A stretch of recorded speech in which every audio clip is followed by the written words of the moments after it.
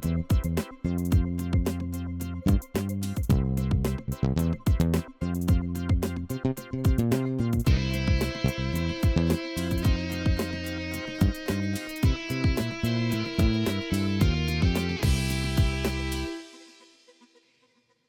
and welcome to the latest edition of MovieJawn Cinema Chat.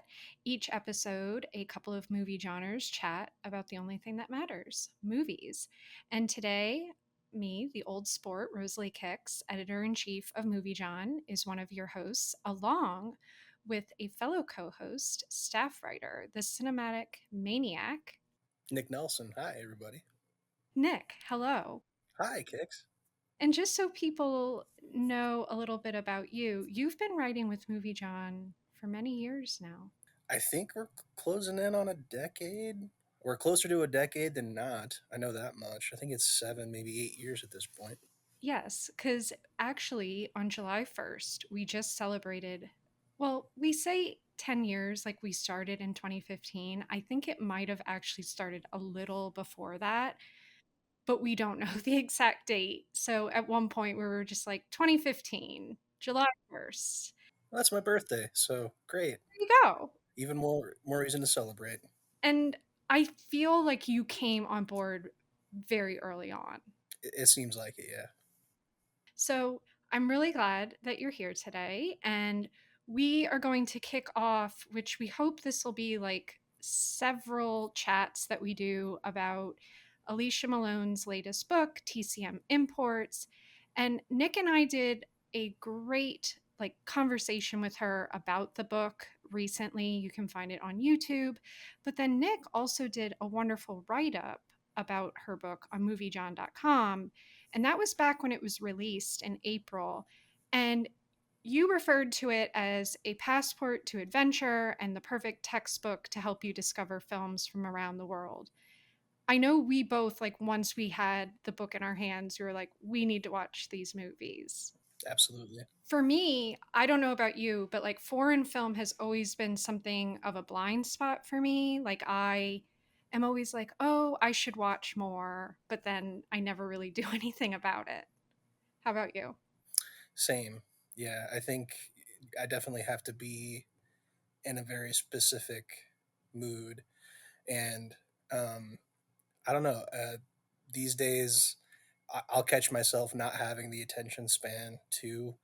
I'll you know, decide on one, I'll sit down, start to watch it, and then my hand creeps toward my phone, and then before I know it, I'm looking up and I have no idea what's going on in the movie, and I rewind it to where I think I left off, and then I'll do the exact same thing again. I'll reach for my phone at the same part. So they do. Um, I think it takes a little bit more uh, concentration, and I just need to be more self disciplined to just sit down, you know, turn my phone off or leave my phone in the other room or make sure it's just beyond reach so that I will actually pay attention to the film. Yeah, I have actually found, a similar issue if I'm trying to watch like a silent film. I have to like leave my phone upstairs and because then I won't even be tempted to look at it. And it's funny, it's not that I'm bored and that's the reason I'm looking at it. I think it's just that we're kind of like, we have this habit that we just pick it up when it's there. And so I understand what you mean. For me, I think what has always kind of stopped me from watching foreign films is that obviously like it does take, for me at least, a lot of energy because like not just reading the subtitles, but I feel like I almost have to watch the film a couple times because if there are a lot of subtitles, I have to read that, but then I'm not watching the screen. And and then I find myself conflicted because I want to be watching the images. So I think that's what sometimes stops me, and it's like I'm tired. So I am happy to have this book because I feel like the movies she did pick were like carefully selected when she did it. And so I feel like any one of them that I watch, I'm most likely going to find that I enjoy it and I won't see it as a waste of time. So we thought it would be fun to pick different movies that we both have always been meaning to watch, and we kicked things off with the 1973 Lady Snowblood.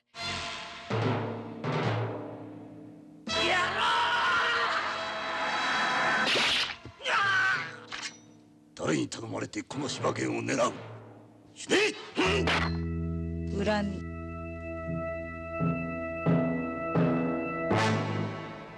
I cannot believe it took me this long to watch this movie because I've known about it for a very long time. I don't know about you. Yeah, I can't count the number of times that I scrolled past it in the. I have HBO Max streaming service, and they have a TCM sort of channel, and that was that's been on there for years, I think, at this point. And I would just, for whatever reason, I just would always scroll past it. Yeah, and I feel it's just been something one of those iconic movies that gets mentioned very often, like not just because of the connection with Kill Bill, which we'll talk about, but I just think it's like one of those where people bring it up. Like oh, it influenced me when I first saw it sort of thing. So it was one of those that was on my list for a long time. So we asked that you travel to Japan with us via the silver screen, and we're going to dig into this movie a little bit.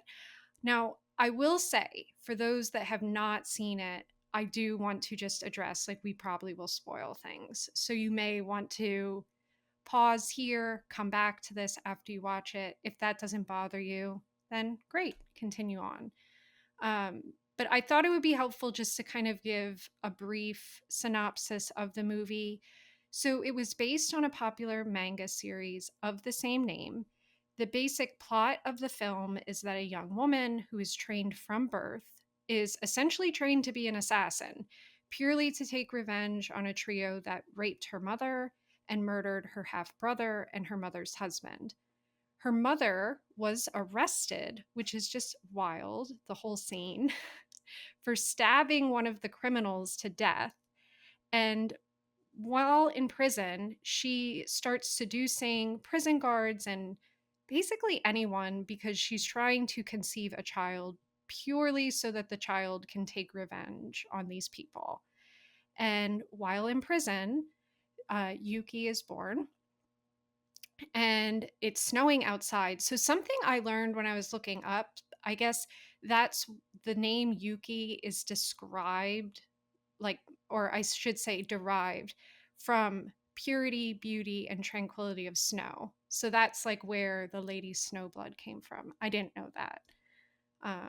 Because I'm pretty I don't read manga, so I'm pretty like ignorant when it comes to this sort of stuff. And again, I don't know if that's something you read, Nick.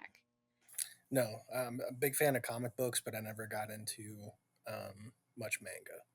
Yeah, like I didn't even know it was based on a manga until I started digging in a little bit further. That's really Mhm. cool. But while giving birth, her mother dies, and I would say almost instantly this child is being trained to be a warrior. Like I think we like see her as a toddler, like wielding a sword. Mhm. Pretty much. She was born and then is being trained. So, for those not aware, as I mentioned very briefly, this was a huge influence on Quentin Tarantino's Kill Bill. So, I thought that would be a good place to kind of start in talking about it. Um, you definitely see the similarities without a doubt. And I don't know if you saw, unfortunately, the news just broke that Michael Madsen passed away. Oh my gosh, no.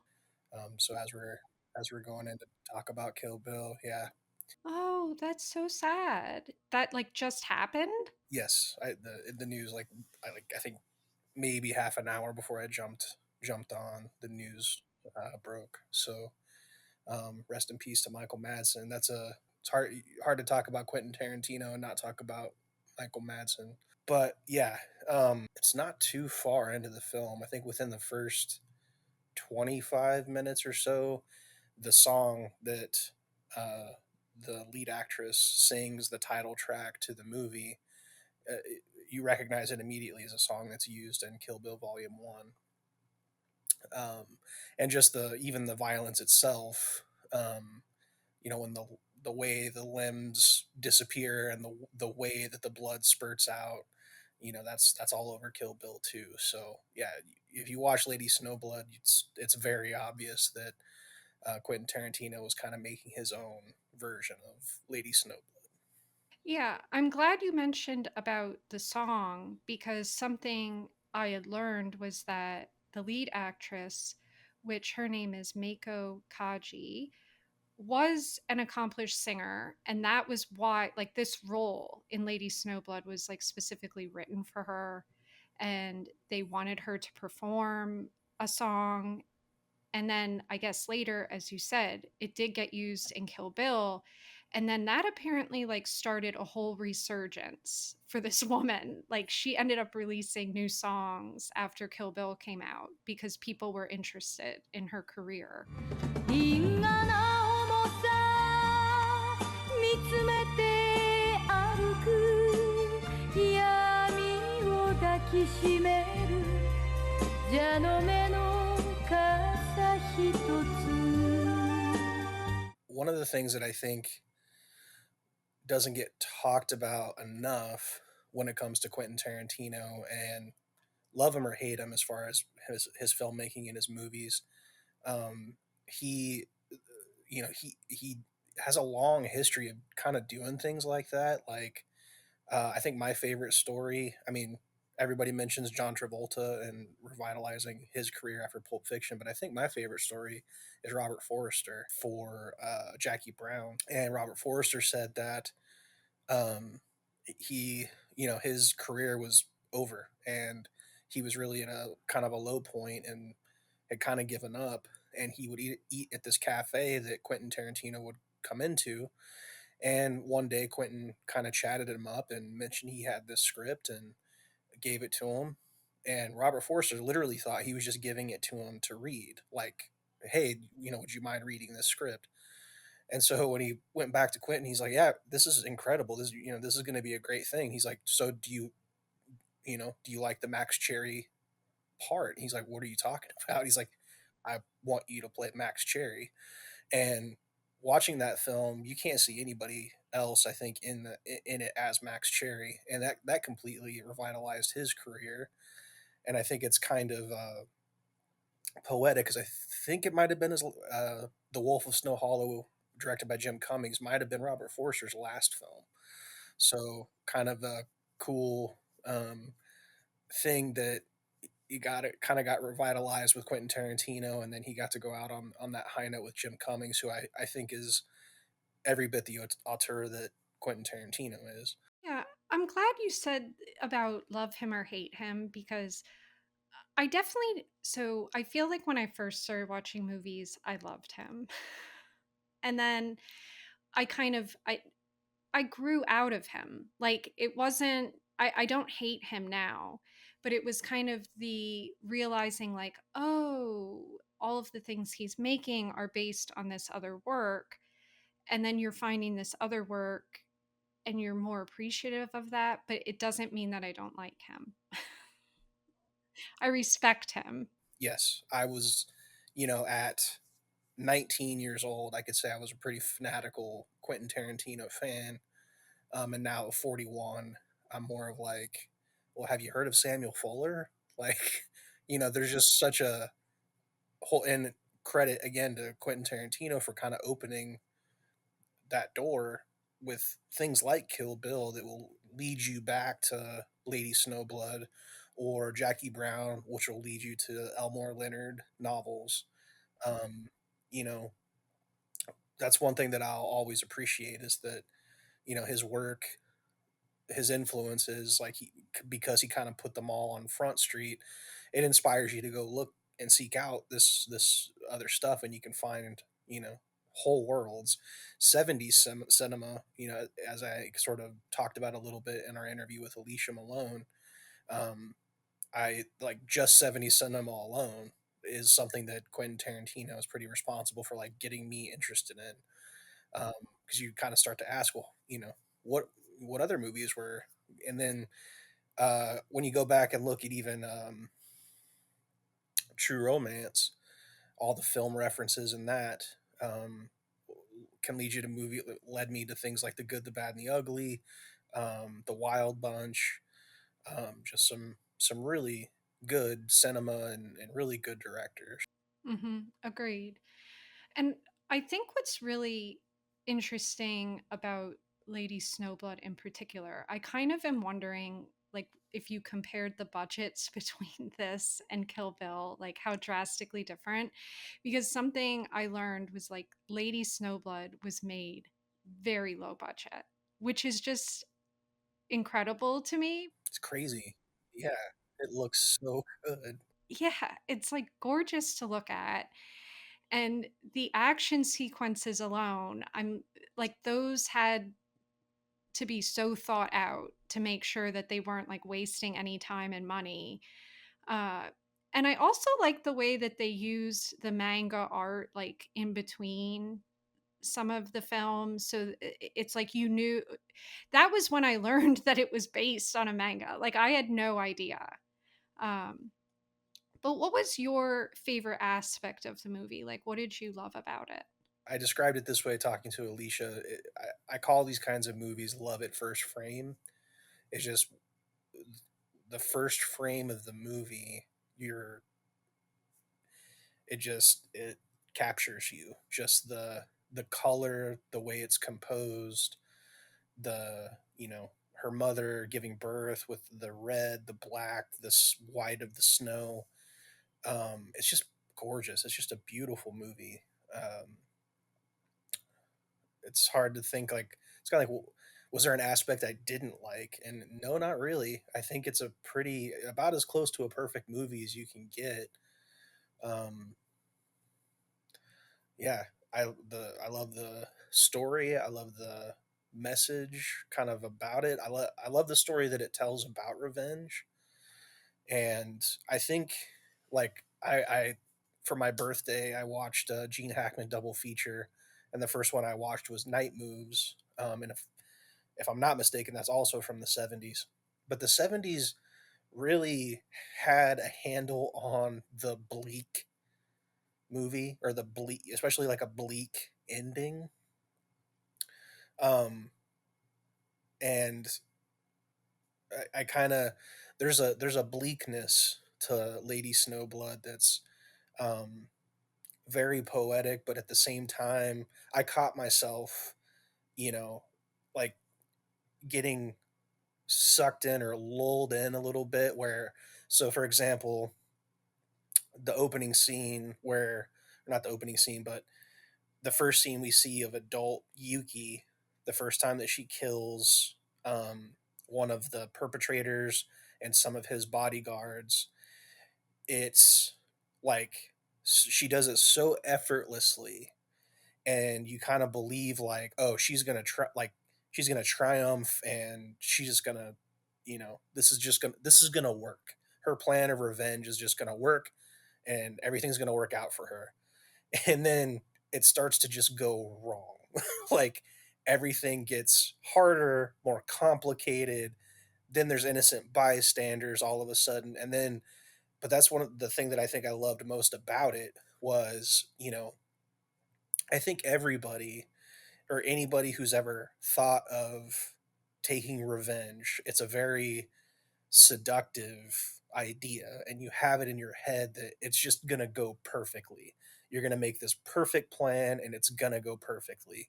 um and I what I really loved about the movie is kind of the message is like, it's not going to go perfectly. In fact, it's going to go horribly. Yeah, and kind of along with that, I loved witnessing the blood like so much in this movie. When the limbs, like you said, they would kind of just disappear, but I love seeing them get severed. And there was something about the blood landing on the snow. I guess like the colors, the contrast, but it was also like magical, but very disturbing. And yeah, I really liked that aspect of the movie. And that goes along with like, yes, it's a violent film, but it's very beautiful to look at, like while these things are happening. Uh, and I also loved all the scenery. Like, if anything, it makes me want to visit Japan more. I've wanted to go there for a long time. Uh, but I can't imagine, like, I mean, obviously, I watched this on Criterion Channel, so it was just streaming. But if it ever like comes somewhere where I can see it on film, I'm going. Like, I have to see it. I think the colors would just pop on the screen. Uh, but I'm also glad you mentioned about the good, the bad, and the ugly, because I felt that there was like a lot of Western ideals happening here. Yes, and I, I wonder if we can seek out, and if I maybe had thought about it before, I would have, but um, I wonder if there's any commentary tracks or interviews with the director. I wonder if the director would discuss those things as influences, because The Good, the Bad, and the Ugly came out in 1966, so it's entirely possible that it influenced Lady Snowblood. So I'd be really interested to know. But I agree with you. I think that's aspects of the Western are very present in Lady Snowblood. Well, the good, the bad, and the ugly, there's like this whole segment in Lady Snowblood where they're doing these like freeze frames on the villains, and then you see the title card of the villain name. And that, I think you're dead right that they had to have seen that movie or been influenced by it. Uh, I mean, unless it was just a coincidence and they had that same idea. But that is also kind of like a Western thing.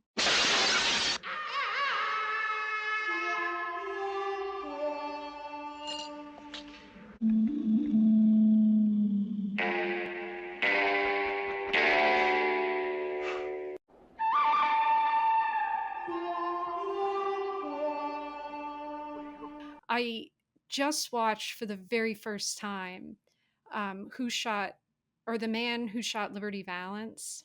Is that John John Williams? John Wayne, Jimmy Stewart. Yeah. Okay. Yeah. And I'm blanking now on the guy who plays Liberty Valance. I have to look it up. But what was interesting, it's whenever I feel a villain in a Western makes the first appearance, it's just so memorable. but but this guy, I'm pulling it up. Lee Marvin.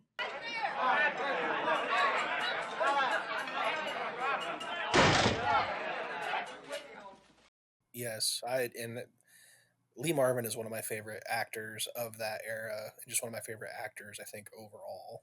Well, I couldn't help but notice throughout the movie while I was watching it, his like mannerisms and the way that he was doing things or going about things, I couldn't help but think of Biff Tannen. Yeah. And I just could not, and like after the movie, like I had to tell Ben, I was like, I think Biff Tannen was definitely created because of Liberty Valance. Yeah. Biff Tannen shot Liberty Valance.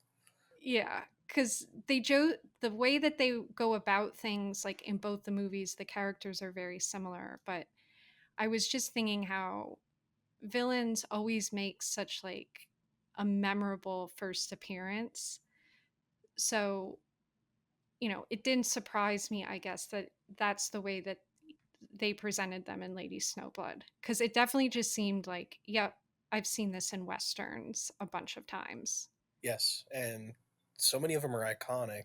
Lee Van Cleef in The Good, the Bad, and the Ugly, Henry Fonda in Once Upon a Time in the West, Klaus Kinski in The Great Silence, Jack Palance in Shane, um, Gene Hackman in Unforgiven. Um, yeah, the list goes on and on. That genre definitely mastered the sort of kind of some of the most, yeah, some of the greatest villain introductions and just villains in general are all over that genre. Yeah, and you mentioned the plot earlier as well. Like, the plot is rather simple, but I think this is such why it's such worth watching is because of the way that it's executed. No pun intended. Yes, because the violence is done not only creatively, but it's somehow, like I said, done beautifully. And I can't imagine like all of the choreography that was involved with doing some of these sequences. Um, Especially like when they're in that ballroom at the end. I think it was like a ballroom, like a banquet. Um, like when I watch things like that, I'm just like, how do people do that? Like, I'm in awe with like the amount of planning that has to happen to make it look like that. It's definitely a master class, and I know you and I both have seen more than our fair share of indie films, and you can almost immediately, within, I would say, 90 seconds of watching an indie film, the the ones you know that are going to be successful, it's immediately obvious that they are highlighting the best of what they have and minimizing, as you know, kind of as best they can, those things that are beyond their control. So what I mean by that is like, they'll have a simple setting, but the set design will be meticulous and you can see it. It's not random. Like somebody put love, care, and thought into it, and they didn't have a lot, and that's obvious. But what they did have, they're using and using well. Yeah, when you were just saying about that and also about Jim Cummings, I was thinking of a movie. Perfect example. Yes, he does very well with the set design, but there was a movie that he recently starred in that I was very impressed with. I don't know if you watched The Last Stop in Yuma County. You bet I did. That movie, I was extremely impressed not only by the acting, but the way that they essentially used like one location and made it very interesting to watch. That was his feature debut, which amazes me. I guess prior to that, and his name is Francis Galuppi. I hope I said that correctly, but he had made, I guess, some music videos before that, a couple of shorts. But The Last Stop in Yuma County, I cannot recommend enough. It's definitely worth watching. I started a new job recently, and so I'm doing a lot of the, hey Nick, tell us an interesting fact about yourself. You know, those icebreakers. And so I mentioned that I write for MovieJawn, that I'm a film critic. And somebody asked, well, who's your favorite director? And I panicked because I was like, well, I have so many. Um, and so I panicked and said F.W. Murnau, but I really meant Fritz Lang. But then I thought about it more, and I realized it's a guy who has only directed three movies. It's Bennett Miller. And he's only directed Capote, Foxcatcher, and Moneyball. Those are the only three movies that he's done. Um, and I didn't realize I'd seen Moneyball a couple times. I'd seen Capote 6 or 7 times. And Foxcatcher, a few times. And I don't remember exactly one of the last times I watched it. I finally was like, Bennett Miller. It's like, where have I heard that name before? But just talking about how the directors that like have a very distinctive voice and maximize what they have available to them to make something, you know, bigger than it is. I think Bennett Miller is another one of those that's a that master at that. But I absolutely agree. The Last Stop at Yuma County. Um, I don't know if you are you familiar with Red Letter Media. Have you watched any of their stuff on YouTube? Mm-mm. No. Kind of some goofy guys from Wisconsin, but um, you know, they if you want to check them out, I like them. But they kind of reviewed Last Stop in Yuma County, and I agreed with quite a bit of what they said about it.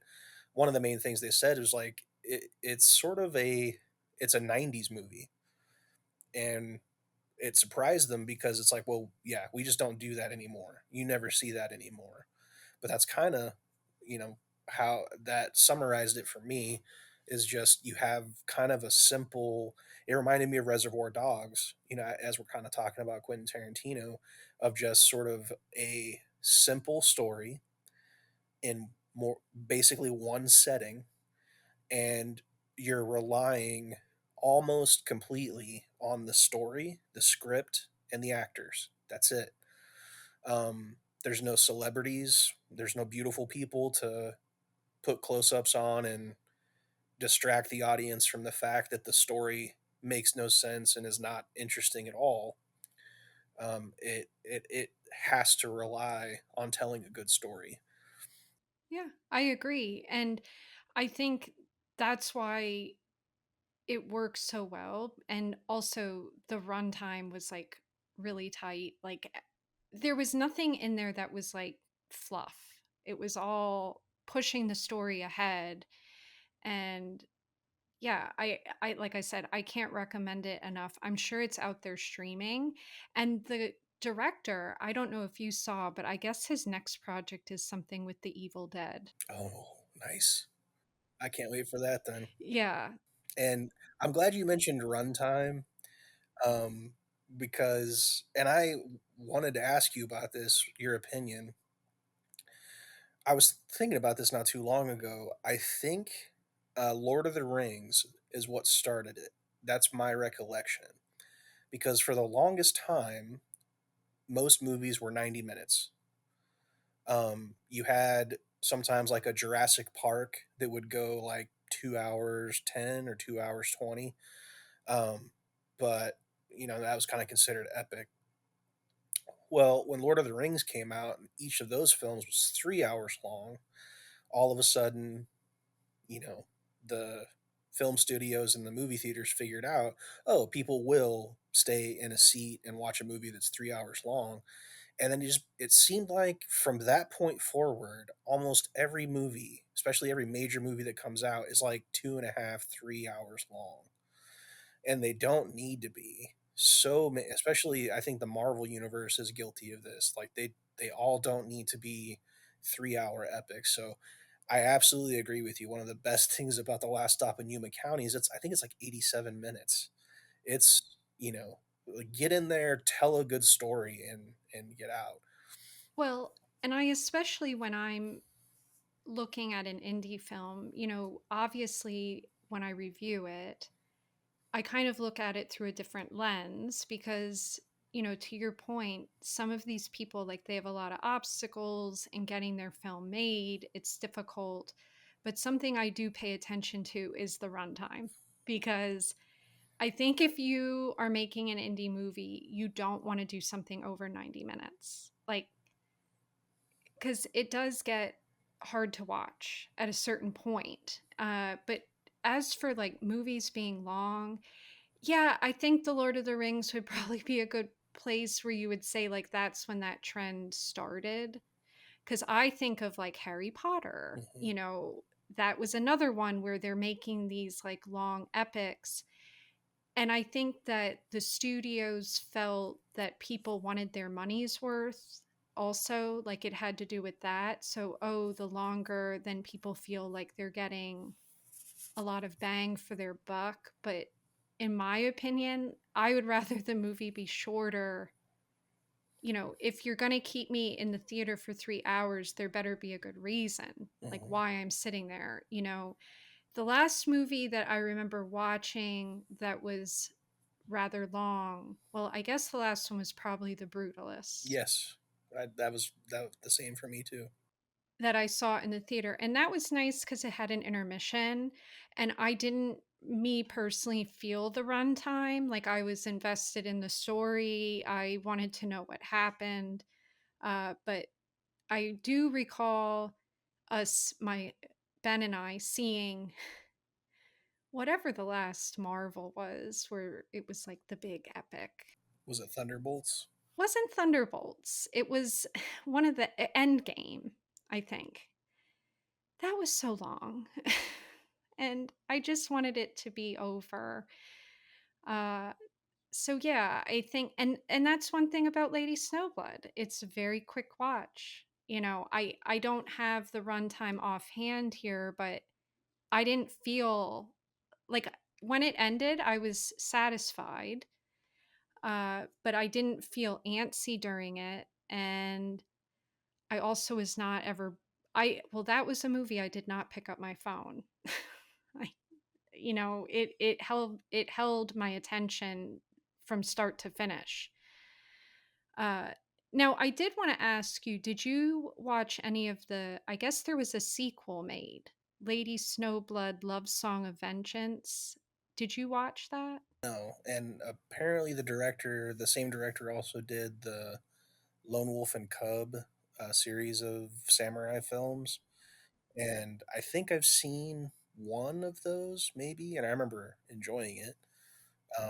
But I think the tone of Lady Snowblood was definitely different. Okay. I did see that the actress came back for the sequel. So I'm kind of interested in checking it out at some point, but I haven't. And then I guess in 2001, someone did like a reimagining of it called The Princess Blade. I have not seen that either. Was that a Japanese production as well? Do you know? Yes, it does seem to be. But I feel like that would be something I would never have wanted to be part of remaking. No, it is one of those movies that, and I mean, we live in an era of just endless, it seems, remakes, reboots, sequels, um, and a lot of people, especially online, they'll get up in arms about when something's going to get remade. But my philosophy always is just go watch the original. It's not going anywhere, you know. Um, yeah, it kind of maybe it bothers you that a terrible remake is out there, but you can always just go watch.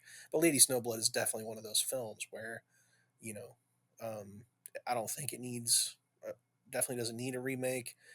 I'll reserve total judgment until I see the Princess Blade, because maybe it's one of those situations where, uh, you know, it's somebody out there say, well, it's a lot more true to the manga, the Princess Blade is, than Lady Snowblood. And if that's the case, maybe that, because I imagine with the budget the way that it was, maybe they couldn't be totally, as loyal to the manga. And so maybe it tells a more complete story or a fuller story. I don't know. But if it's terrible, that's okay. Just go watch the original.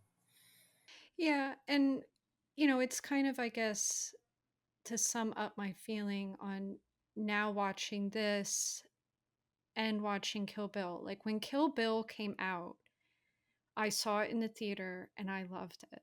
Like I loved everything about it, and that was definitely, like I said, a time when I was not aware of all the influences and the work that kind of brought him to make Kill Bill. So, but with that said, when I do think about Lady Snowblood and Kill Bill, yeah, there's similarities, but he also did put his own spin on it, and the way that he went about it. And one scene that always sticks out to me in Kill Bill, even years after watching it, is when um, Uma Thurman, like, she kills, someone's mother in front of them, in front of the child. And then she tells the child, like, if you want to come after me later, like, it's fine. I understand. And you're allowed. Yeah. Because I don't really feel like there was any moment like that in Lady Snowblood. At least I can't remember where she like had an interaction with someone's like family member that she was offing. Yeah, I can't. I think there might have been a moment, and we're gonna get, I think, pretty spoilery here, but um,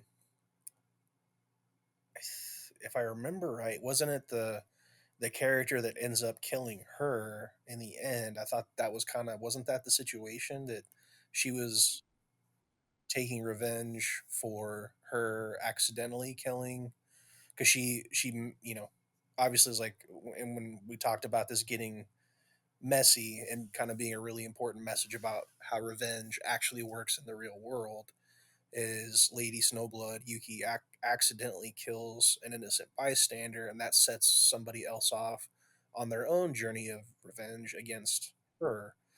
And that's kind of the overall.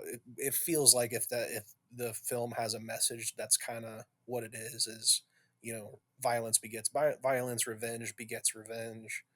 Right. Like, it's never going to be over because you end up killing somebody and then it's just going to start some other circular, someone else's revenge. Um, yeah. So, did you have anything else that you wanted to add about the movie or? Not off the top of my head. It's one of those that I'll definitely um, uh, recommend to anybody from now on.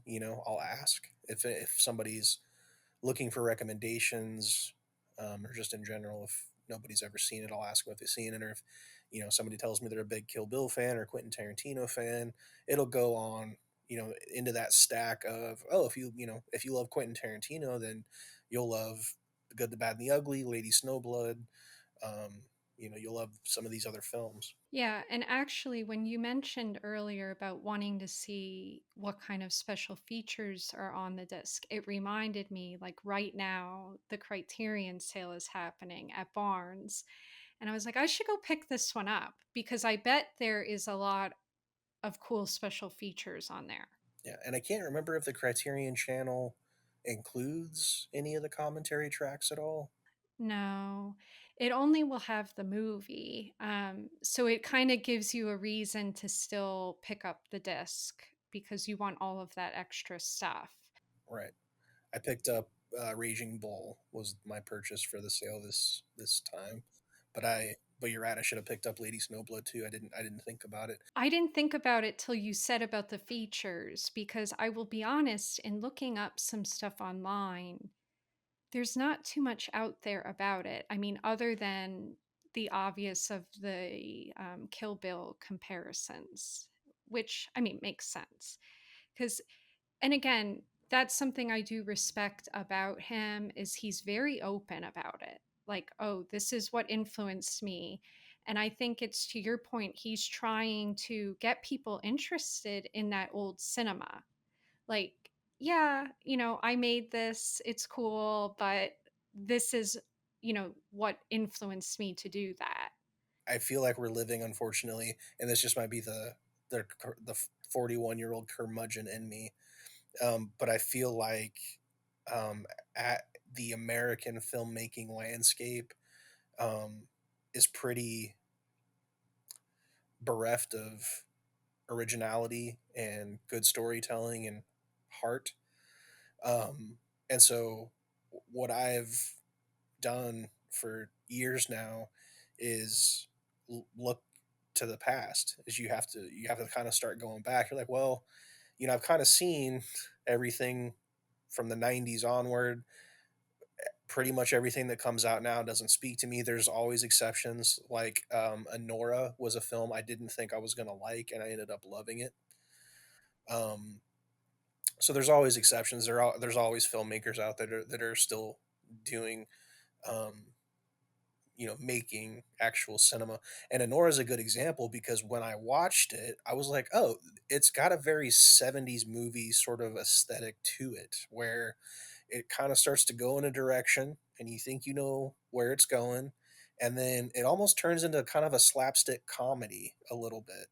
And I just it that reminded me of so many '70s comedies that I've kind of seen.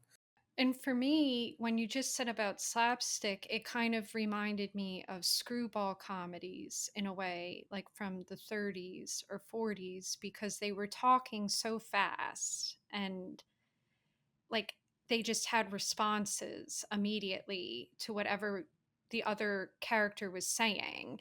And then the whole scene with like her getting in that fight in the house, like that was very just over the top, like zany. Yes, probably my favorite scene, and just the way that they were reacting, because it's set up that you think it's going to be this really menacing, sort of violent confrontation with these mobsters, and it ends up just being like, I don't really know how to. Like a screwball comedy, just this comedy of errors as they try to deal with this situation. But yeah, I really I going into it, I really didn't. I was like, okay, so they what they do? Remake Pretty Woman? All right, I guess I'll watch it. And then I was like, oh, this is actually not really. I mean, it takes you in that direction. It starts to take you in that direction, and then it turns it. I was like, thank you for doing something I have not seen before. That's the other thing about, like I said, living in this sea of constant remakes and rehashes, like, and I gotta admit something terrible. I couldn't get through the Crow remake. I tried. That's not terrible. I I tried to watch it as well, and I think I turned it off after about 15 minutes. It was so bad. It's bad. It's really bad. Well, the main thing is it's just so boring and pedestrian. Like literally, he goes from one. It seems like he goes from like one living room to the next. He just all everything is in a living room, and he has a conversation, and then there's some violence, and then he moves on to the next living room, and I'm like, this is just boring. But the soundtrack's really good. So I don't know if there was an official soundtrack, but the music that's in it is really, really good. And if you're a Spotify user, somebody made a nice playlist that you can listen to all the music. So I'd recommend that. I don't recommend sitting through the film, but the music was definitely good. And it's funny that they had a good soundtrack because I feel in a lot of ways movies have gotten away from that. Yeah, isn't it weird? It's very weird. And especially now with the uptick of people being interested in vinyl, like you'd think some of these movies would have an elaborate, like for example, I happen to really love the Baz Luhrmann Elvis film. And afterwards, I'm like, okay, where's the vinyl? Like, I want this sound and I want it to be like epic. And it was, I mean, I ended up getting it, but it's nothing special. Like, it's just, I mean, honestly, the grade of vinyl, it's pretty flimsy. Like it wasn't what I expected it to be, but I feel back when we were like in the 90s, they were putting out these soundtracks and it would get released on cassette, CD, like all these different versions. It seemed to be like kind of just as important as the film release. Like they really went hand in hand. Yes. I don't know either. I don't know if it just became um, so expensive to have different artists on one album. I don't know if that's the case, or if at a certain point people just thought it was, I don't know, gauche, or uh, they just didn't want to go through that. I'd be interested to know. Maybe we should do a research project, like what happened, who killed the soundtrack type thing. But yeah, even but today the original the Crow soundtrack is amazing too. The Lost Boys, Gross Point Blank. I could go on and on. So I definitely miss Actually, if you haven't seen it, I demand you to watch it tonight. Freaky Tales. Freaky Tales. Watch it tonight Okay, and report back. whereabouts is that? I believe the last time here, I will look because I want other people to watch it. It is a movie that no one is talking about, and it came out this year. I think I've seen it advertised on Hulu, if I'm not mistaken. It was in and out of the theater so quickly, and it is made by um the people that made Half Nelson. Oh, okay. I love that movie. Yes, and it looks like right now it is on Amazon. I'll deal one back to you. Um, Brothers with Peter Dinklage and Josh Brolin. Um, it was, I believe, written by Macon Blair. Oh, he is a subscriber to MovieJawn. Yes, and he is an amazing actor, writer, filmmaker. His frequent collaborator is Jeremy Saulnier. So they did Blue Ruin and The Green Room together. Um, Blue Ruin, if you've not seen that, is just an incredible film, an incredible performance from Macon Blair. Uh, but I think Sarah and I, we were looking for something to watch the other night and turned on Brothers, and it was one of those that I think it might have blipped in and out of theaters too, um, but it really hit the ground running, and it's really funny. And so I'd give that recommendation back to you. I think it's also on Prime if it's still there. Okay, I will check that out, but I really, really want to know what you think of Freaky Tales. Ben loved it. And he actually, they put out this really neat release for the 4K. It came in like a VHS box. Oh, that's cool. Yeah, so the disc is like in there because it's all set in the 80s in Oakland. But the soundtrack, when we were talking, I was like, "Oh my gosh, that was an example of one that did it really well." So did they do an official soundtrack? I don't know. I'll have to check with Ben. I think so. I don't want to spoil anything in the movie, but there is a mixtape, and he was hoping that the mixtape would have been like released, but I don't think they did.